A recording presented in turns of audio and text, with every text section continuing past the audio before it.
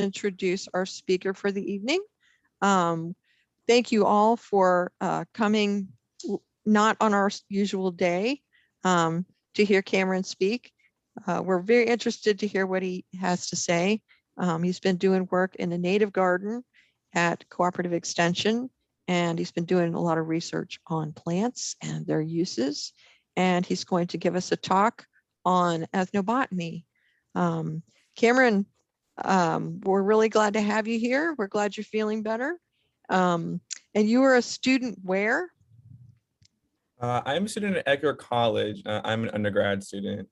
Okay. Do you have any classes with Andrea? Unfortunately, I don't. I was very, very close though. Right now she's teaching environmental education, and I had to swap that out because of scheduling conflicts, but I was very close, very close. Okay. Well, we're very glad to have you here. And I'm going to turn it over to you. And thank you for your efforts in the native garden. We were really glad to have your support there. I know Sue Taylor worked with you a little bit on learning the different plants that are out there, and she was glad to have your help. So take it away, Cameron. Yeah. Let me just start the screen share. Okay. Can everyone see this? I think this is working. Yep. Looks good. And I'm going to mute myself because I've said enough. Well, yeah. All right, so as you guys might know, my name's Cam, and I'm a student over at Eckerd. It's about as south as you can get in St. Pete.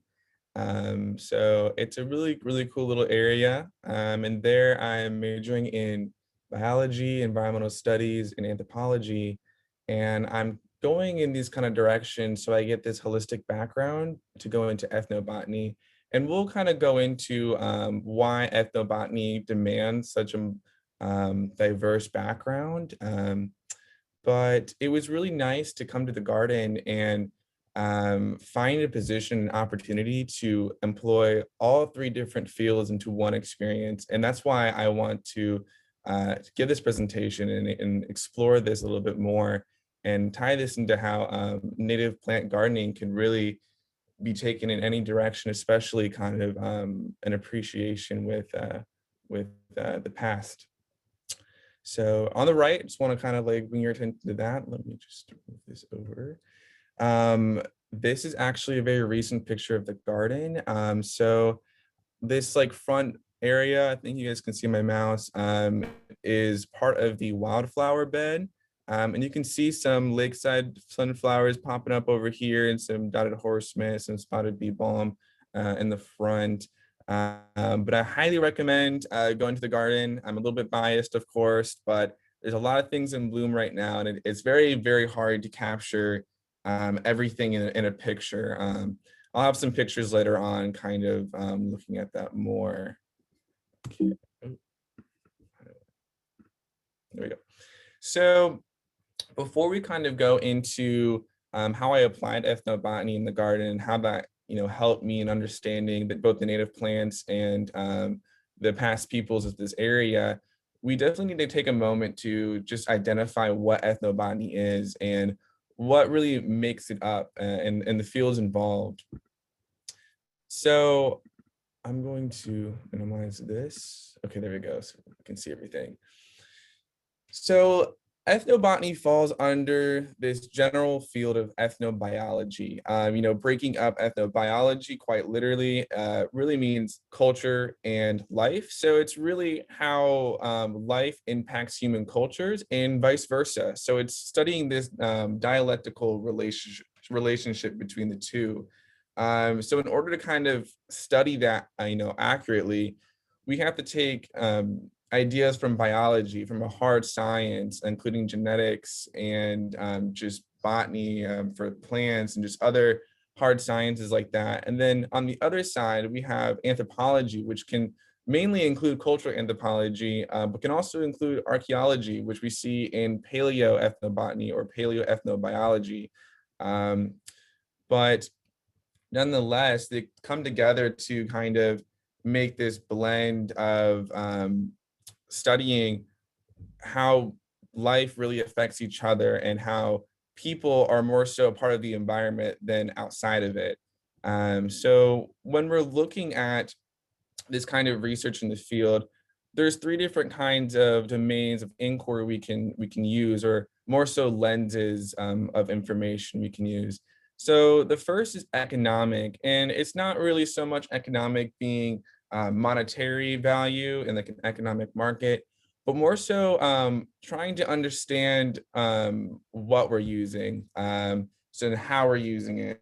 So for example, if I was using an economic lens, I would be looking at how Biden's elbow, for instance, can be used into a tea to treat a fever, and just that whole process of how to prepare that from picking it out to steeping into a tea to ingesting it.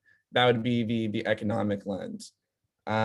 Taking the cognitive side of it would be more so how do we know? So asking like the epistemological side of things. So questioning, how did this kind of information surface and how has it moved throughout time?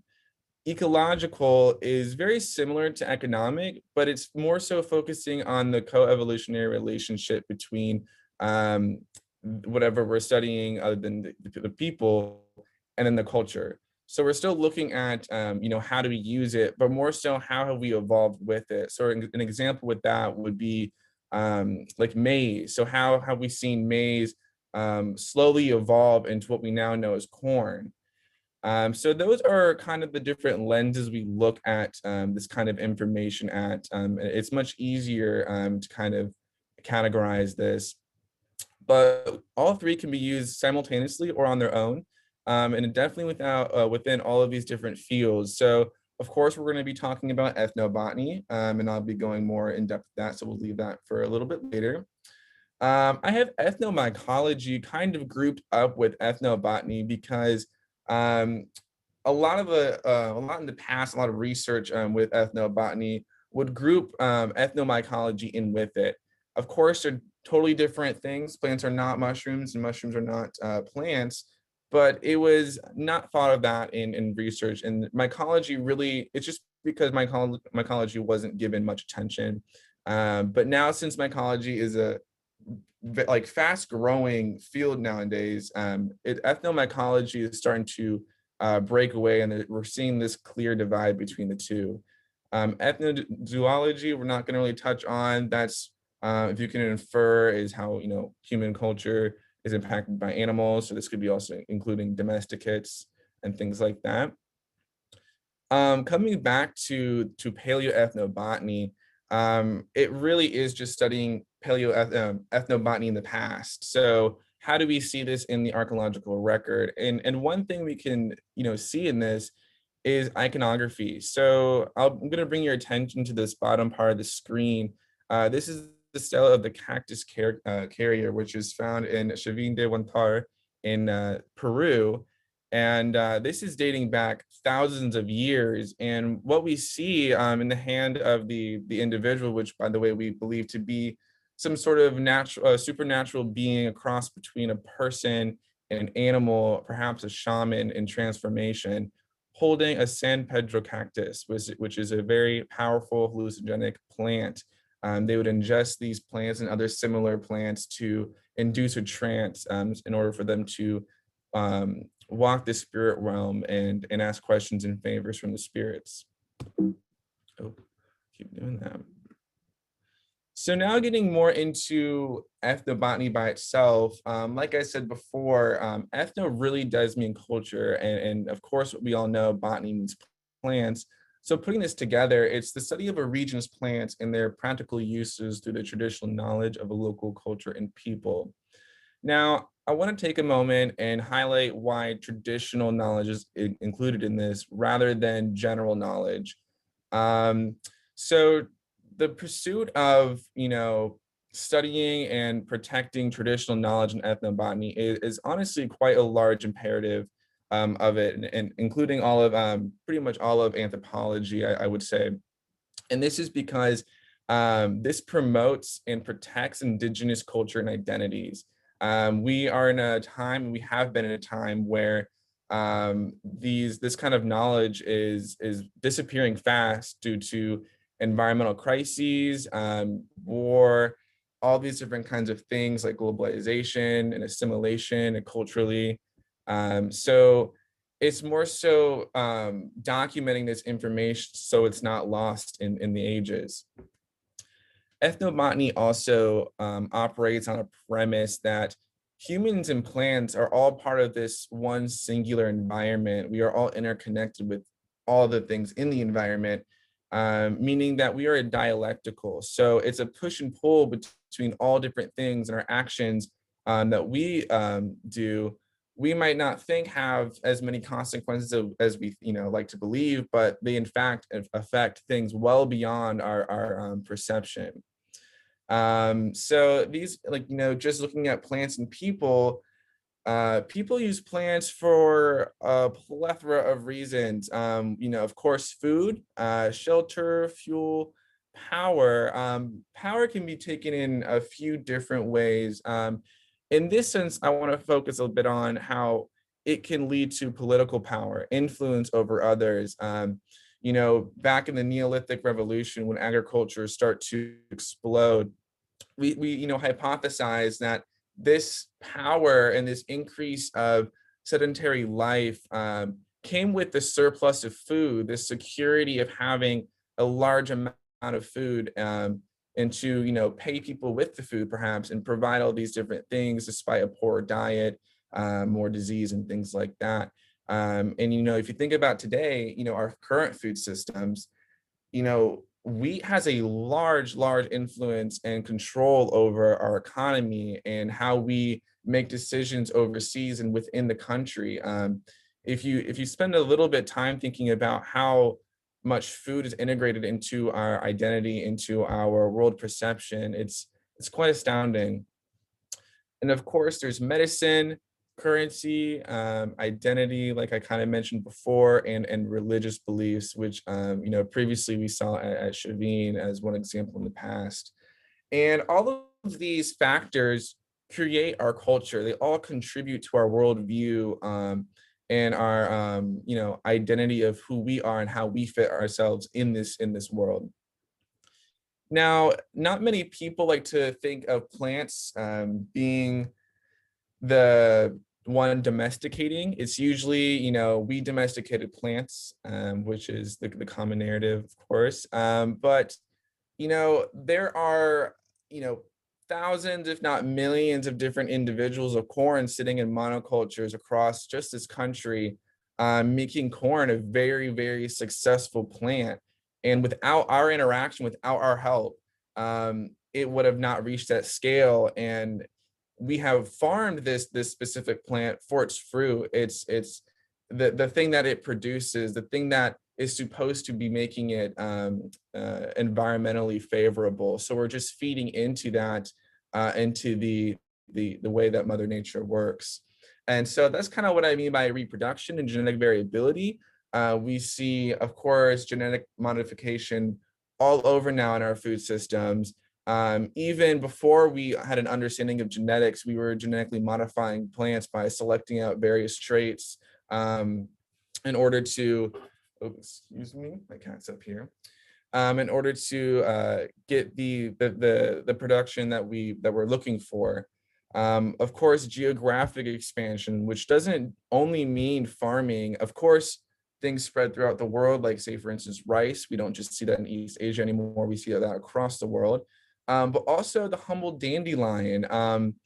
There's not been a whole lot of farming of the dandelion, but somehow has reached across all continents, nearly all continents of the world, due to it's not because its seed dispersals are incredibly effective, which it is to some degree, not so much to transverse oceans, but because it was used medicinally. And for example, back when America was being colonized, Europeans purposely brought soil over with the seeds in them to grow them in their medicinal gardens.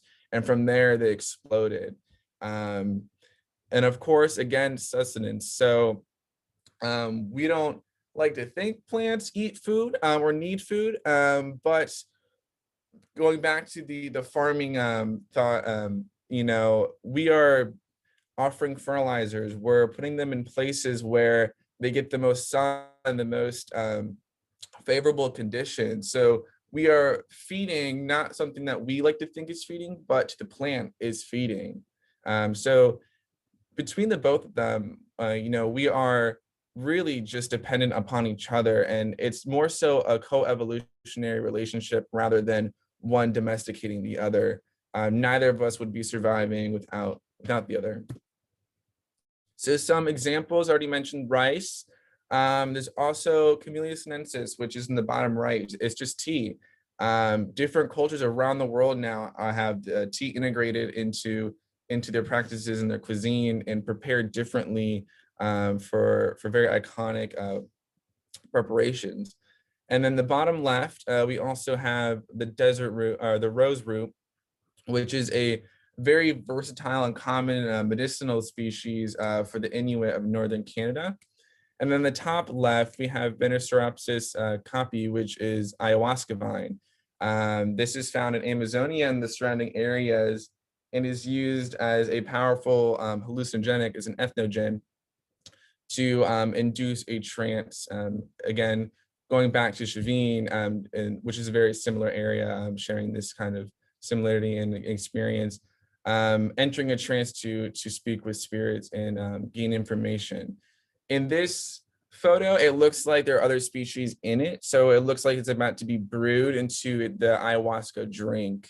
Ayahuasca on its own is more so referred to the drink, whereas ayahuasca vine is the plant.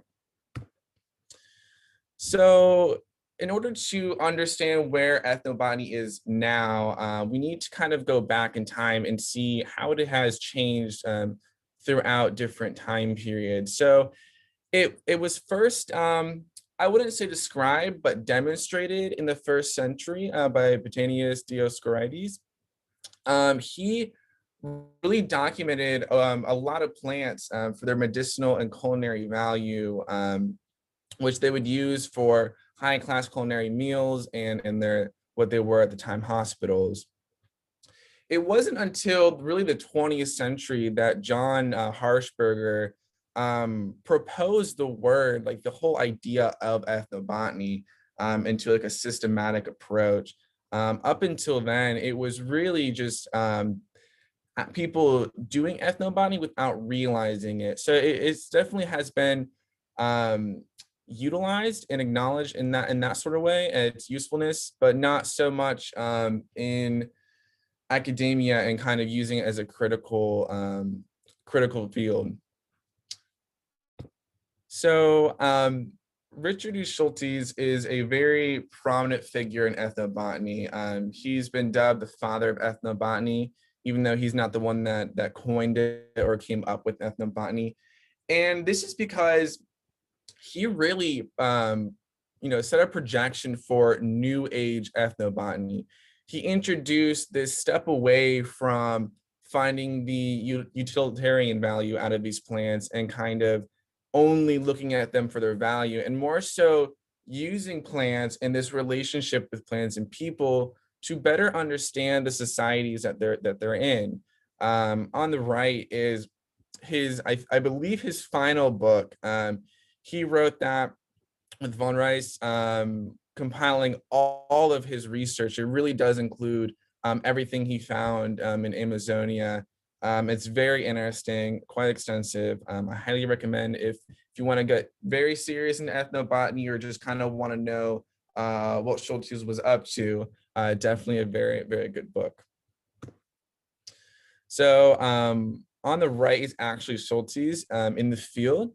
I am not familiar with where he's at or even what substance is in the snuff pipe in this sense, but what is going on is actually participating in a snuff ritual.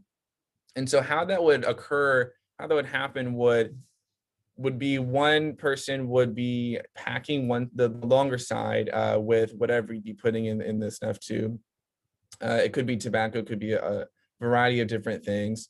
And the other person would hold it up to the nose, and the other would blow into it very hard. So whatever you're putting in there goes up your nose. And this is very, very common, a common way to ingest and to experience different psychoactive plants in Amazonia. It's quite uncommon to see things being smoked out of pipes and things like that. Snuff is definitely a more traditional way of doing this. So his research was really groundbreaking. He's accredited to a lot of different things. As I mentioned before, he really shifted to emic research. And what I mean by that is, as a researcher, instead of standing on the outside and holding your own identity and your own perception of the culture, you're more so integrating yourself within the society, living among them, trying to best understand their perspective, how they see the world, how they see the plants around them. And with this requires a lot of different skills. I mean, you're going into a whole other environment, quite literally, with a language you should know, but if you don't, it's going to be an entirely different world. So he pretty much catapulted it to be into academia, to become a serious study that's requiring all these different skills like botanical, anthropological, and linguistic training. And even in the field, there is still a lot of different backgrounds to draw on throughout the study. It's not just kind of preparing for or even the after, it's usually in the moment.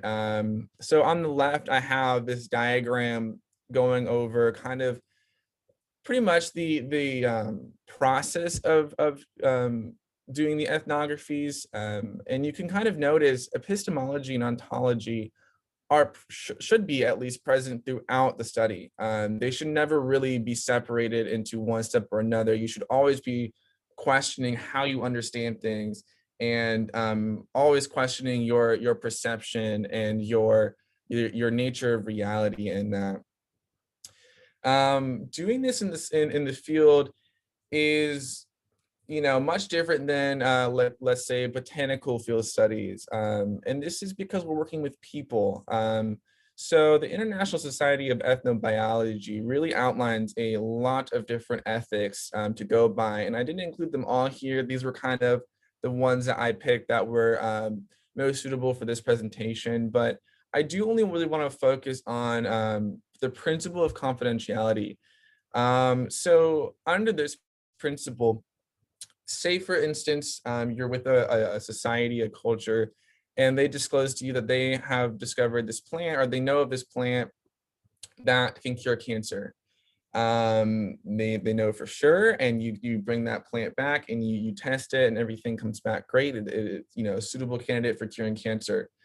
If they do not wish for the this information to be publicized due to multiple reasons of privacy, for sacredness, that's usually a big one, is these plants are very, very sacred, and having their knowledge being blown out to a bunch of other people, it goes against that sacredness. If they do not wish this, you are under all obligations to respect that decision. It is not your place to decide what information is pulled from them and what isn't. It is their information, and you are simply there to listen to them. So that is a huge, huge ethic that has, up until recently been really hard to find in ethnobotany, just because there's all this focus on monetizing what we find in different places. So like the rubber trees in the Amazonia, finding rubber there and kind of exploiting the entire area. So it's great to see that there is this bandwagon in the field, really just focusing on the people rather than the usefulness of the plants. So with any kind of study in ethnobotany, there's an imperative to understand and to learn about the culture that you're in, no matter the time period, even the surrounding cultures, no matter how small it is. So with my internship at the garden, I really wasn't doing any sort of ethnobotanical research.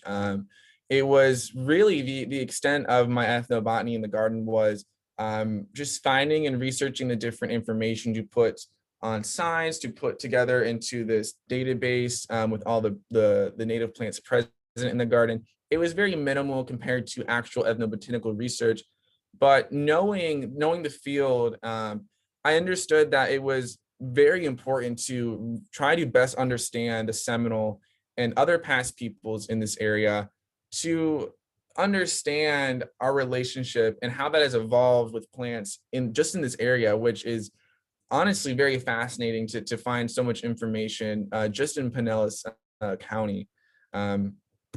So Florida has been divided up into 4 separate archaeological periods that can also kind of be grouped with just the time periods of different people and their movements and presence.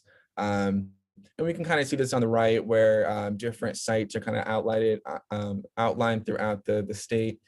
I believe there's a really prominent Paleo-Indian site in Hillsborough County. I can't remember the name, but I don't think it's on this map. But that is a pretty big one. Wendover is a huge one. So very, very cool. And of course, we have Wheaton Island, very local to us.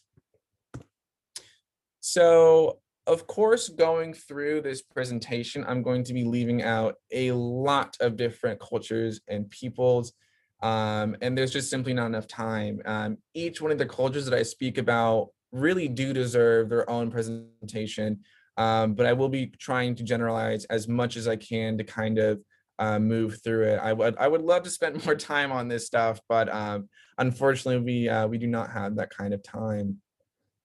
So in this region, the earliest known individualized culture, from the archaeological record at least, is the Minnesota culture, which existed, 500 BCE to 900 CE, meaning the contemporary era, the current era. The most important thing to kind of discuss with this culture is it's tied to Wheaton Island. So for a long time, it was believed to actually be a part of the Wheaton Island sacred complex, which was this culture that was spreading throughout the area. And they thought this due to a very strong similarity in their ceremonial burial practices.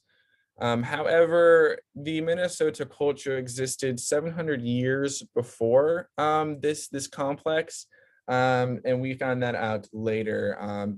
But just to kind of outline kind of the movement of different cultures in this area. So, and then on the right, we have really the approximate area of kind of where they existed. Of course, this is not definite, and this could change as more information comes to light, but dating back to 500 BCE, there's really only so much information we can find in this area. The Tocobaga followed the Minnesota pretty shortly after. They are a part of the safety harbor culture, which on the right, you can see that is the entire green area, whereas the Tocobaga really only resided within that little rectangle I have highlighted there, which was pretty much the northern part of Old Tampa Bay and the arm extending into northern Pinellas County and Tampa. So they really didn't exist outside of that. They are pretty infamous for their shell middens. So a lot like the other cultures in this area, they would toss shells into piles as they would prepare meals, and they would slowly build up. And we find, pottery, sometimes skeletons in these middens, but majorly it's just these shells of the shellfish. And a common thing about them is that they actually had corn. They would eat corn pretty regularly from what we can tell, which is unlike other surrounding areas. And so we can kind of, deduce that they were in contact with northern tribes and trading this for something. So there was some kind of value to corn. And so this is really kind of where we start to see the importance of certain crops in trade in these different cultures. Not to say that these didn't exist in the past, we just have no evidence right now, or very little to assume that, at least in this area. Unfortunately, this culture was really the last one before colonizers came in, and this is because the Spanish came in and brought disease and extreme violence to this group. Very, very vivid accounts from that from the Spanish. And so over the next century, they became extinct, and there was really no one in this area for quite a while. So in this area of Pinellas County and Tampa, Hillsborough County, and all this, that was pretty much the end of indigenous Florida natives. Of course, we're going to kind of get into a little bit later how there were some individuals that were able to survive, but they were by no means a collective society anymore. They were living within the mangroves trying to survive. So then the Creek come down from the north, north being Georgia, Alabama, Mississippi, North Carolina, South Carolina, and they came down trying to evade European conflict. So they had not lived in really in Florida at all when they kind of came in. They were just really kind of just moving in, and this rapid movement brought also a rapid change in their culture and society as they had to adapt as their environment did. And at the time, of course, we kind of look at North Carolina and compare it to Florida and be like, okay, yeah, they're very different states, different environments. But remember, at this time, Florida was majorly mangroves. I mean, it was just a giant swamp. So really comparing that with more of a mountainous area with North Carolina, it was night and day difference for these people. So we also see them bringing a lot of ethnobotanical knowledge down with them. They had extensive plant use up in their northern areas. And in the record and kind of where we see Creek and Seminole overlap with their ethnobotany, we see the mention and use of northern species, species that are actually found outside of Florida or really found at the lowest points at the tip of, I should say the top part of Florida. And, you know, the Seminole are not from that area. They resided really majorly in central Florida and more down as you go down. The major distinction that kind of started between the Creeks into the Seminole was the Red Stick War. And this is a very complex war. There's many moving parts to it, as you know, as for the first, second, and third Seminole War. And those by themselves also deserve their own presentation. But in summary, it really was the Creeks separating between each other, between the northern and southern Creek. One aligning with the Americans in the first Seminole War, and the others kind of fighting against that, the Red Sticks. And so they were the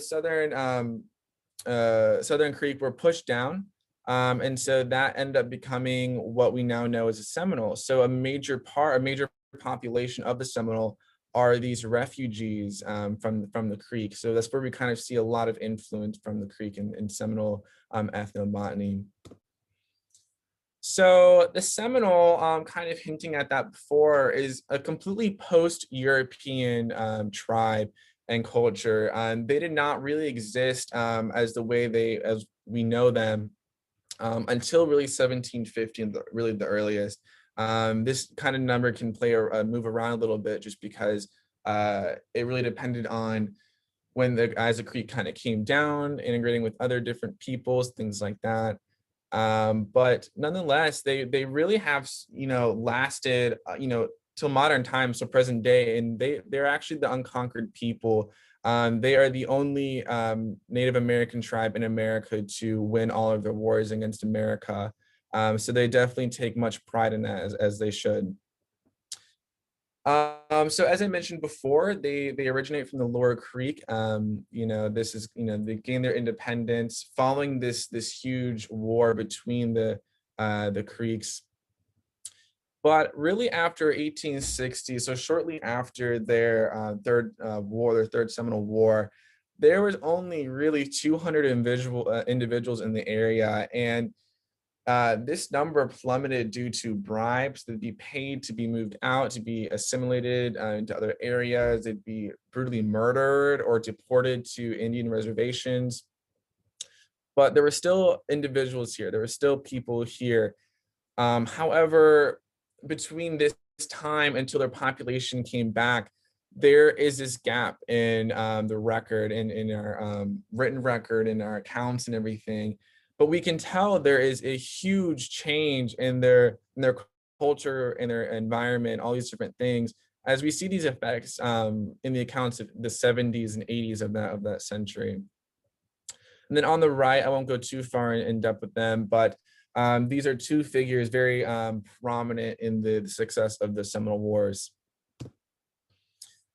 So since the Seminole have joined as an independent nation, there have been many attempts in more recent years to bridge this divide between like white America and indigenous people.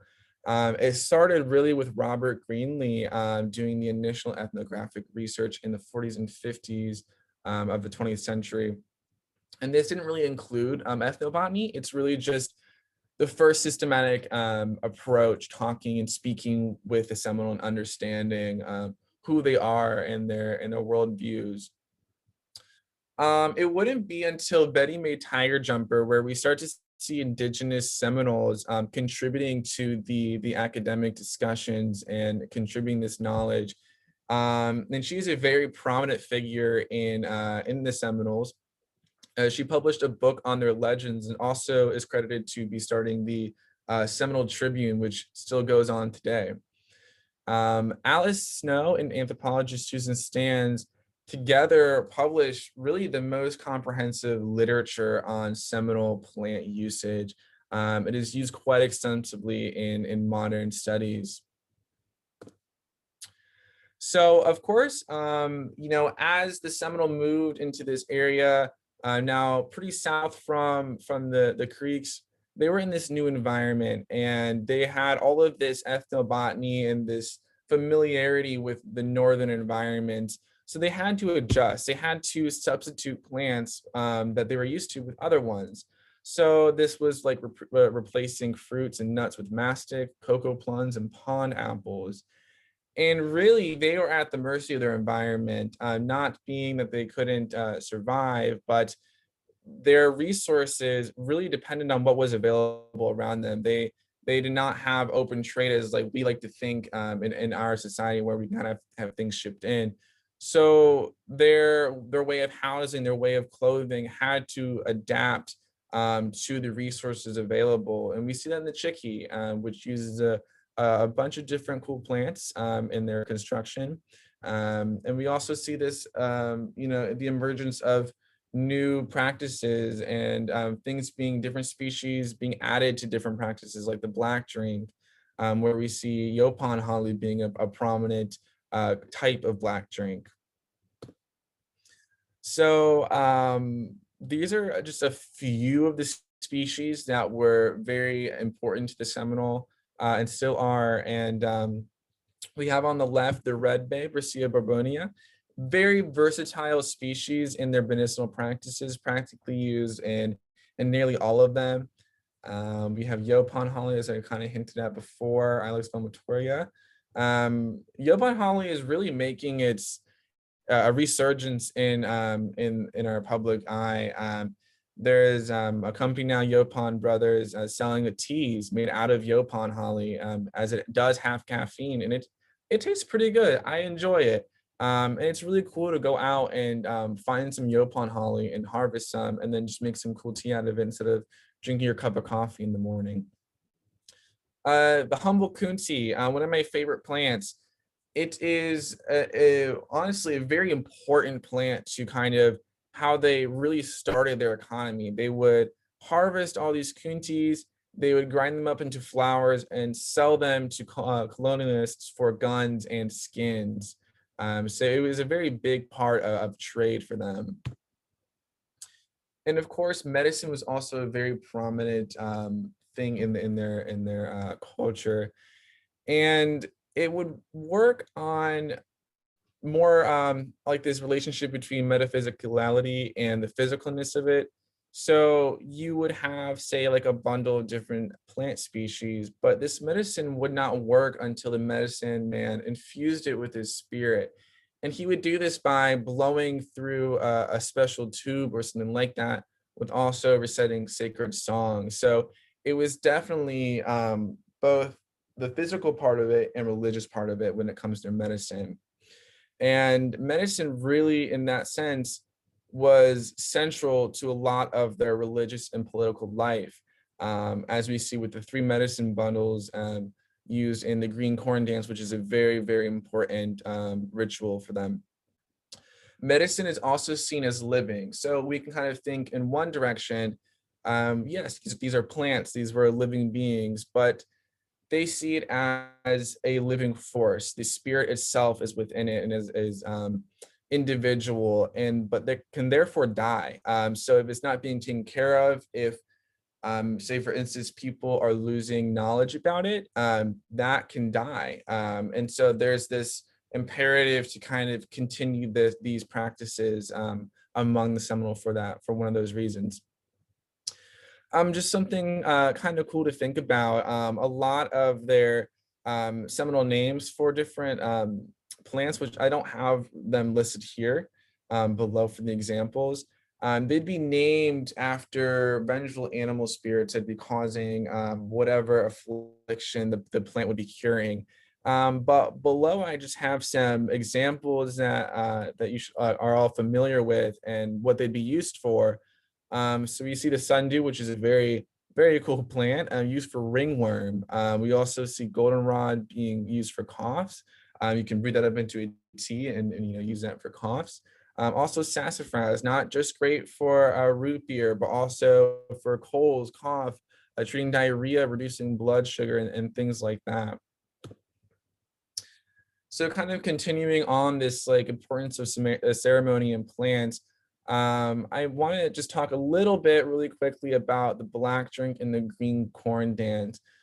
So the black drink, specifically the asi, is one that kind of evolved with the environment as they kind of got into this new area. So it's a main constituent is Yupon Holly, and the difference between the other two is that it's boiled in water rather than in cold water.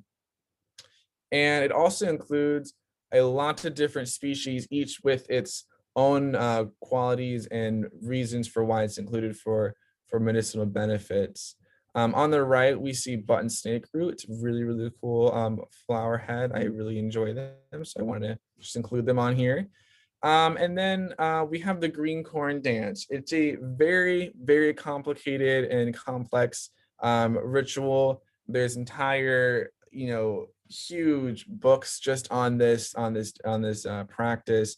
So I just wanted to include this quote referring to something I was talking about earlier about how medicine can die and how this practice, this continuation of ritual, is an essential element in healing and having this culture sustained throughout the times.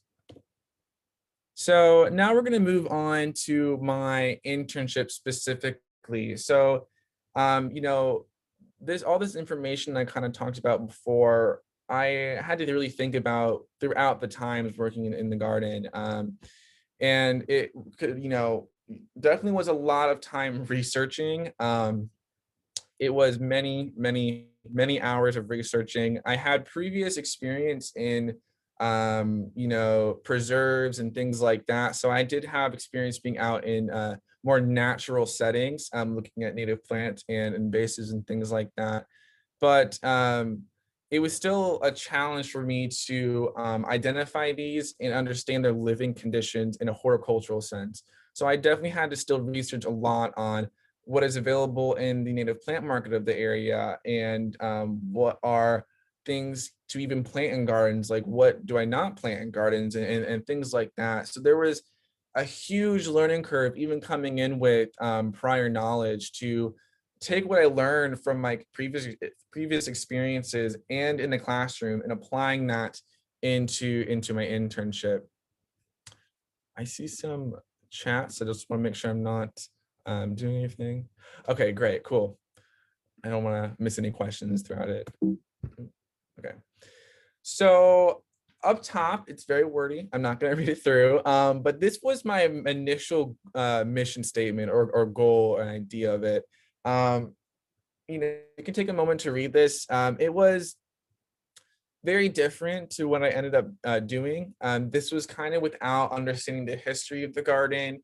Really, this was the very beginning of my research, and I can kind of see that. I noticed that in myself, to kind of where I ended up in the end. So kind of my main components of what I wanted to do with this project in the beginning was to make a plant database or record. So go through and document every single species in the garden, which I ended up doing.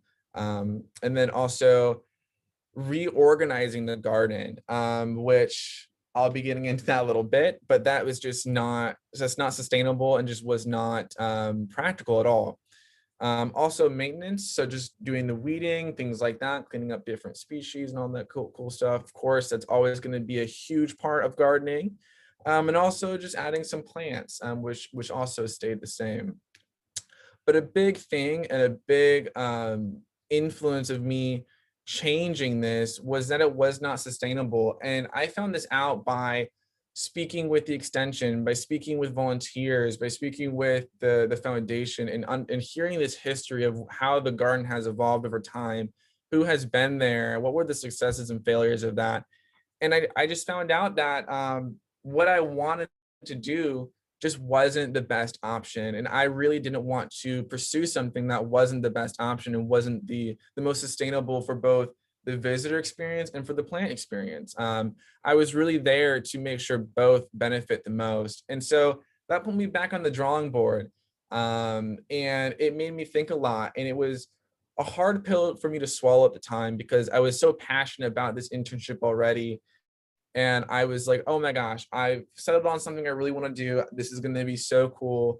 And hearing that, it was hard for me to digest and to take consideration. But what I ended up doing is really spending no time in acknowledging that and using that information to better craft a better plan, really. So I'm incredibly thankful for all that help on that and information. So these are some pictures of what it looked like before. This was in the very beginning of the internship, which was back in May. So there's also not going to be a whole lot of things blooming, so keep that in mind. It's hard to get some good pictures of like all of the presentation of different gardens. So I try my best with the pictures, but we have some areas where, I mean, it looks like grasses take over. There's really no distinction between what species are which. We see bare spots. You know, it's hard to notice from here, but there are a lot of species in there like Carolina petunia that were just absolutely rampant in the garden, especially corky stem, passion vine, dotted horsemint, things like that were just everywhere in the garden, especially, and also spiderwort. I mean, the list can go on. And that's not even including the weeds. So those were just native plants that were already in there. We also see this little corner here that was just spiderworts, but the signs didn't say spiderworts. And that was another big thing. A lot of the signs were not indicating what species were there. Of course, there's exceptions to those. Like down here, we have a sign for the prickly pear that was right there. But for others, there were signs to things that there was nothing there. And, you know, for the visitor that may not know what these plants are, not know anything about native plants, they're not going to have absolutely any idea what they're looking at. And they're going to feel very discouraged going through the garden if they were at all inspired to have their own native plant garden without knowing what is what. So that was another big part of my project that is still kind of ongoing too, is updating all the signage in the garden. So making sure there's signs for all these different plants and placing them in front of the plant or in a way that we can kind of readily identify the two together. And also just for the larger signs, like the informational signs, you know, updating those, 'cause some of them are very old and some of the information is a little bit outdated. So putting things in there that are contemporary and things like that. And also that would also be including ethnobotanical information. So some of these signs are hoping to have a little bit of background on this, on the ethnobotany, and I'll be kind of going more into that on kind of the future of the project, past my time, and then what we kind of hope to see in it. So with my position in the internship, I wanted to do a lot. You can ask the volunteers, you can ask Sue, I know she's here. I wanted to do many things. I mean, I really wanted to do everything at the time. And, you know, sitting down with Mr. Bryant, we just came to terms like this cannot all be, this is just not realistic to get this done all in this time. We don't have the financial means right now to allocate that. You only have a summer to do all this. So you're gonna have to pick or you know, figure something out. And so I figured, and I settled on this idea, this project of doing multiple phases. So instead of trying to do everything at once, we space it out dependent on availability of someone to run it, but also you know, dependent upon the foundation's resources. So it gives that opportunity for both parties to kind of gauge where they're at, and so it works with them and not kind of against them as far as cramming and timing and all that stuff. And so far it's found to be, you know, pretty successful. So I'll be kind of also going more into that a little bit. But so for my part of the phase was really just setting up the whole project. So getting the groundwork done, setting up the future of it, and things like that. So a lot of it was just weeding, preparing things. I also looked a little bit into the soil chemistry for a little while, which was really fun. But also it, you know, was more also management things and things outside of the garden too. A lot of my time, about a good half of the summer, was I really didn't spend too much time in the garden itself, was actually in the books in the extension office. So if you went there anytime on, I think, Mondays and Wednesdays, you probably saw me there slaving away at the books. But there I was working on really, you know, trying to draw up different plans for planting and what species to include and what not to, where to put this one there, their blooming cycles. I mean, considering all these different things, what a horticulturist does on a daily basis.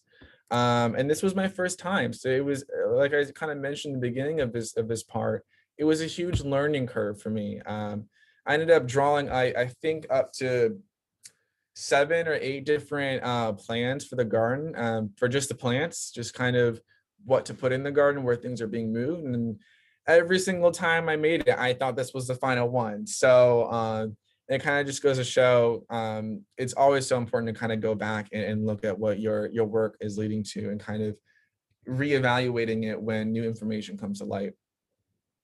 Oh, I also kind of started this explicit volunteer program with the Native Plant Garden.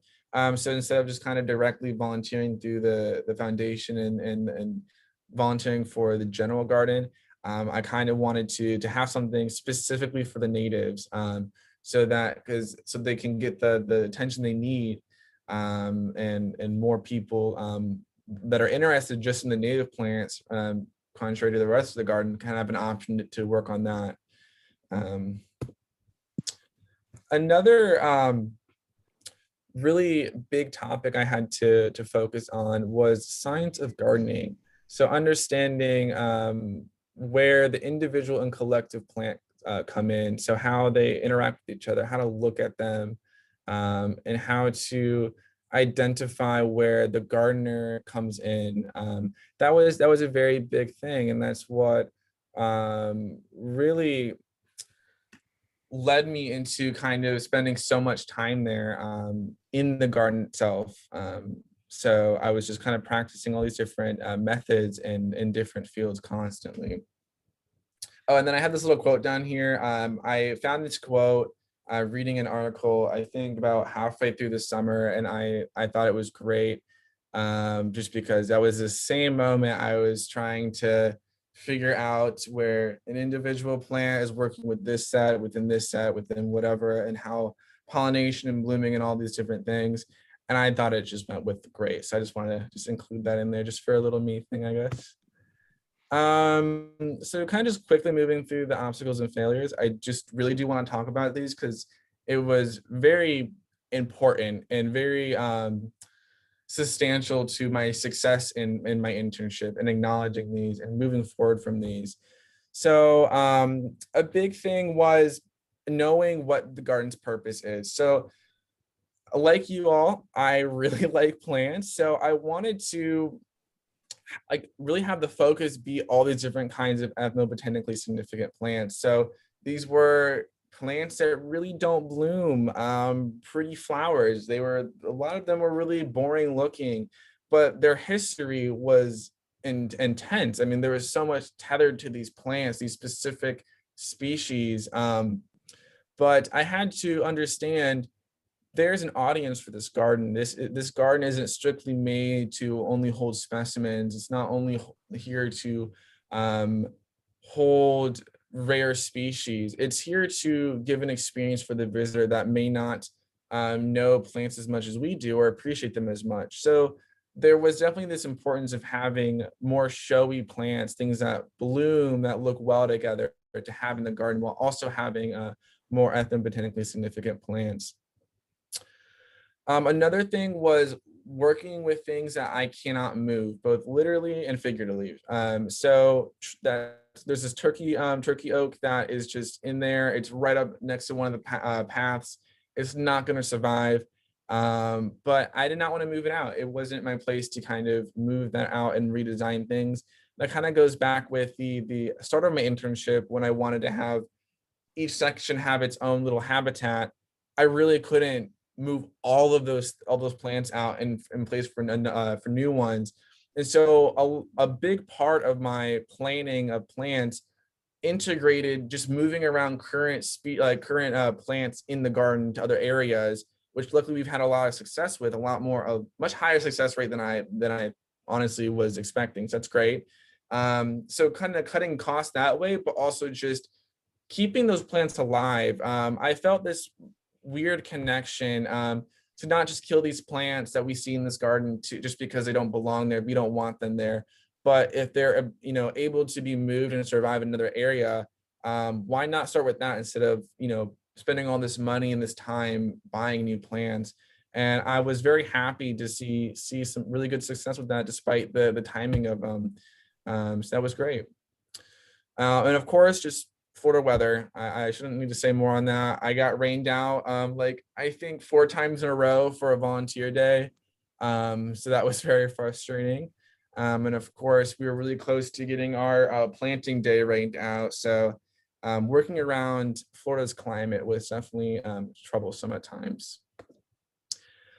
So I went to the garden this past weekend and took some of these pictures. It's hard to get like all encapsulating pictures of the garden now, but here are just some of my favorite that I got. So this is a little area with the love grasses, and it's right now is honestly my favorite area of the garden.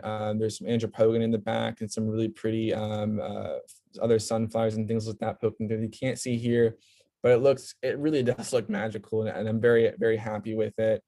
We have done a horseman. We have some fuzzy peperomia. There's a section near the cabbage palm that I have as the peperomia section. So right now we have obtuse folia and floridana. So we have both, not both, but 2 of the about like what 3 different that can be in there. So we're hoping to get more in there. But I was lucky to see the fuzzy peperomia doing great. I mean, they're not huge, of course, but they will be growing over time, and the other ones were doing great. We see some liatrices, of course, and this is another kind of a different angle from the image you saw in the beginning of the presentation. So now for the future. So of course, this is going to mean multiple phases following this. So the aim is to have some intern or someone just to lead it. Doesn't need to be a student, to lead each of these phases into the next. So I kind of made this whole plan of kind of what to focus on for each phase, not necessarily any different order.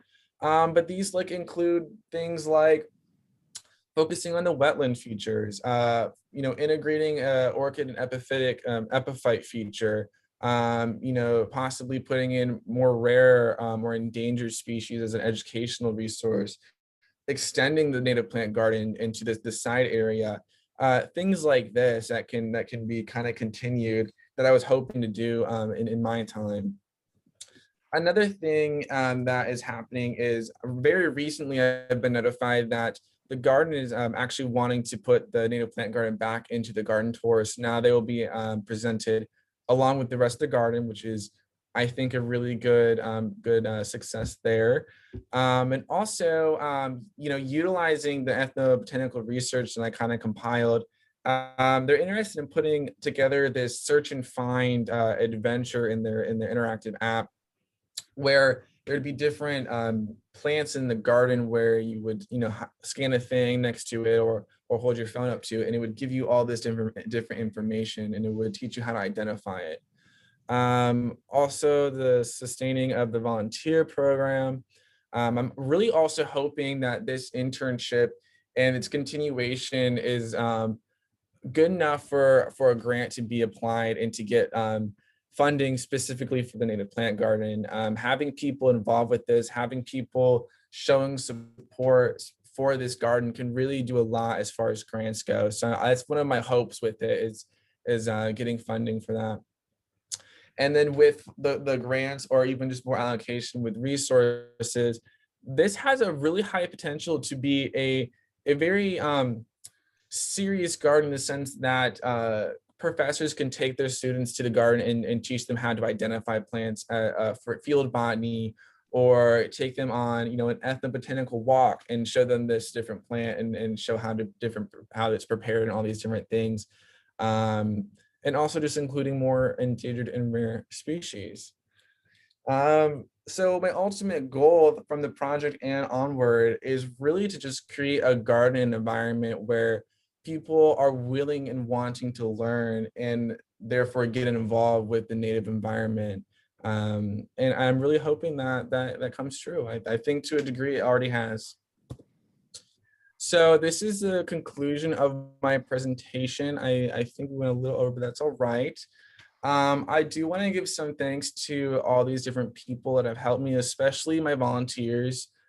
Oh my God, I could have not done it without you. I did not realize how much help just one extra set of hands can do. I am incredibly thankful and will honestly always be thankful for your help with this project.